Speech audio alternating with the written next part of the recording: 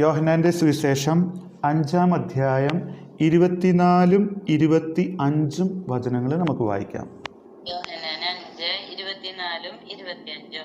സത്യം സത്യമായി ഞാൻ നിങ്ങളോട് പറയുന്നു, എന്റെ വചനം കേൾക്കുകയും എന്നെ അയച്ചവനെ വിശ്വസിക്കുകയും ചെയ്യുന്നവന് നിത്യജീവനുണ്ട്. അവന് ശിക്ഷാവിധി ഉണ്ടാകുന്നില്ല. പ്രത്യുത അവൻ മരണത്തിൽ നിന്ന് ജീവനിലേക്ക് കടന്നിരിക്കുന്നു. സത്യം സത്യമായി ഞാൻ നിങ്ങളോട് പറയുന്നു, മരിച്ചവർ ദൈവപുത്രന്റെ സ്വരം ശ്രവിക്കുന്ന സമയം വരുന്നു, അല്ല വന്നു കഴിഞ്ഞു. ആ സ്വരം ശ്രവിക്കുന്നവർ ജീവിക്കും.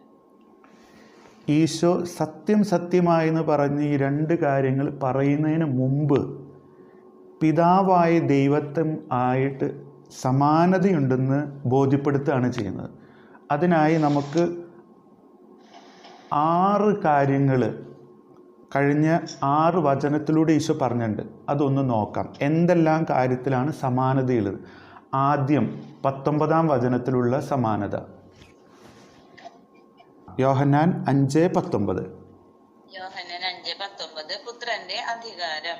യേശു പറഞ്ഞു, സത്യം സത്യമായി ഞാൻ നിങ്ങളോട് പറയുന്നു, പിതാവ് ചെയ്തു കാണുന്നതല്ലാതെ പുത്രന് സ്വന്തം ഇഷ്ടമനുസരിച്ച് ഒന്നും പ്രവർത്തിക്കുവാൻ സാധിക്കുകയില്ല. എന്നാൽ പിതാവ് ചെയ്യുന്നതെല്ലാം അപ്രകാരം തന്നെ പുത്രനും ചെയ്യുന്നു. അപ്പൊ ചെയ്യുന്ന കാര്യത്തിൽ സമാനതയുണ്ട്. ഇനി വചനം 20.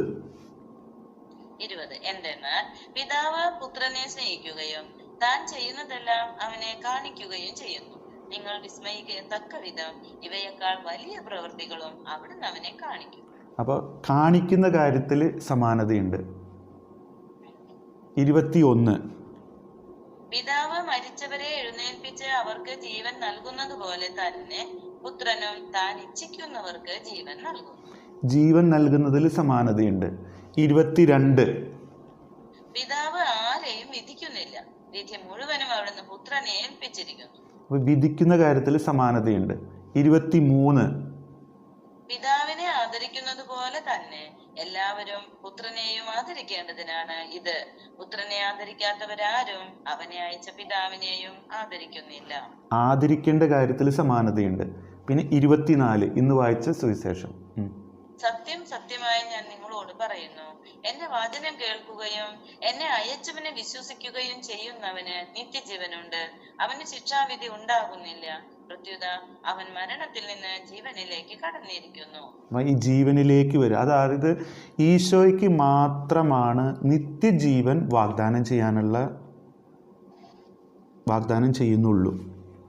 1 യോഹന്നാൻ 2:25. 1 യോഹന്നാൻ 2:25. അവൻ നമുക്ക് നൽകിയിരിക്കുന്ന വാഗ്ദാനം ഇതാണ്, നിത്യജീവൻ.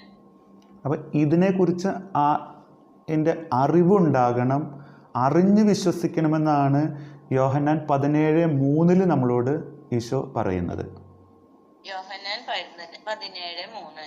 ഏക സത്യദൈവമായ അവിടുത്തെയും അങ്ങയച്ച യേശുക്രിസ്തുവിനെയും അറിയുക എന്നതാണ് നിത്യജീവൻ. ഈ അറിവിനെ കുറിച്ച് ഏശയ്യ 43:10 പറയുന്നുണ്ട്. ഏശയ്യ 43:10.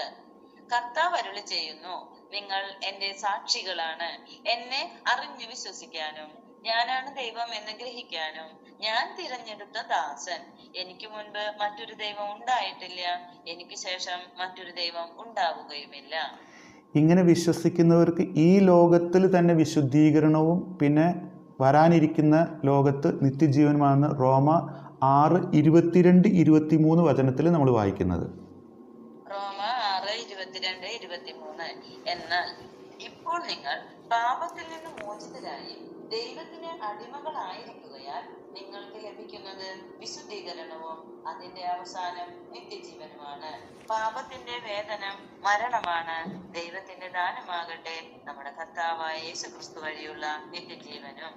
നീ ജീവനിലേക്ക് തന്നെയാണ് എല്ലായ്പ്പോഴും ഈശോ നയിക്കുന്നതെന്നുള്ള കാര്യമാണ് 25 യോഹന്നാൻ 5:25 നമ്മൾ വായിക്കുന്നത്. യോഹന്നാൻ 5:25. സത്യം സത്യമായി ഞാൻ നിങ്ങളോട് പറയുന്നു, മരിച്ചവർ ദൈവപുത്രന്റെ സ്വരം ശ്രവിക്കുന്ന സമയം വരുന്നു, അല്ല വന്നു കഴിഞ്ഞു. ആ സ്വരം ശ്രവിക്കുന്നവർ ജീവിക്കും. 1 പത്രോസ് 4:6. 1 പത്രോസ് 4:6.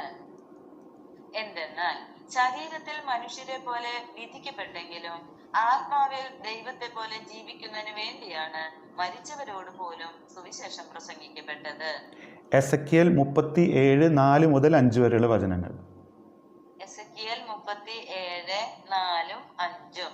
അവിടുന്ന് എന്നോട് അരുളി ചെയ്തു, ഈ അസ്ഥികളോട് നീ പ്രവചിക്കുക, വരണ്ട അസ്ഥികളെ കർത്താവിന്റെ വചനം ശ്രവിക്കുവിൻ എന്ന് അവയോട് പറയുക. ദൈവമായ കർത്താവ് ഈ അസ്ഥികളോട് അരുളി ചെയ്യുന്നു, ഇതാ ഞാൻ നിങ്ങളിൽ പ്രാണൻ നിവേശിപ്പിക്കും, നിങ്ങൾ ജീവിക്കും. 1 പത്രോസ് 3:19. 1 പത്രോസ് 3:19. 1 പത്രോസ് 3:19. ആത്മാവോട് കൂടെ ചെന്ന് അവൻ ബന്ധനസ്ഥരായ ആത്മാക്കളോട് സുവിശേഷം പ്രസംഗിച്ചു. സങ്കീർത്തനം 88:10-12 വരെയുള്ള വചനങ്ങൾ. സങ്കീർത്തനം 88:10-12 വരെ. മരിച്ചവർക്ക് വേണ്ടി അങ്ങ് അത്ഭുതം പ്രവർത്തിക്കുമോ? നിഴലുകൾ അങ്ങയെ പുകഴ്ത്താൻ ഉണർന്നെഴുന്നേൽക്കുമോ?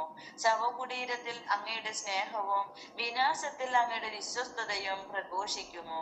അന്ധകാരത്തിൽ അങ്ങയുടെ അത്ഭുതങ്ങളും വിസ്മൃതിയുടെ ദേശത്ത് അങ്ങയുടെ രക്ഷാകര സഹായവും അറിയപ്പെടുമോ? Praise the Lord.